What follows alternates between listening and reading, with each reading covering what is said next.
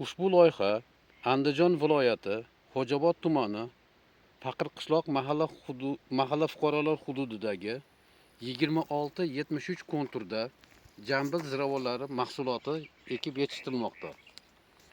Ushbu maydonning umumiy maydoni 10 gektardan iborat bo'lib, eni 500 metr, uzunligi 2000 metrdan iborat.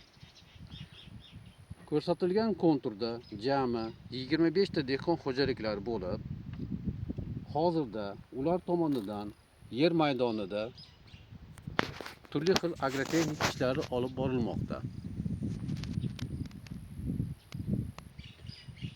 Maydonda bir tomoni aholi xonadonlari bilan chegaradosh, boshqa bir tomonda fermer xo'jaliklari bilan chegaradosh, uchinchi tomon ham fermer xo'jaliklari bilan chegaradosh.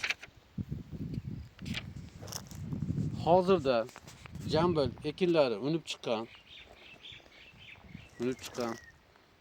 Ular turli xil zararkunandalarga qarshi zaharlar sepilgan.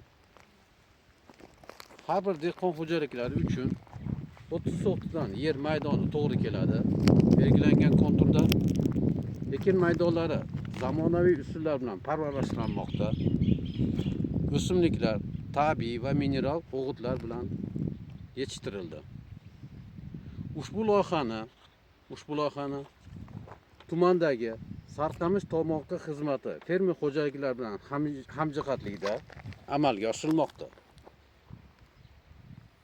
Ko'rsatilgan yer maydonida jambil mahsulotlari 15 tonnadan 20 tonnagacha hosil yetishtirishi rejalashtirilgan.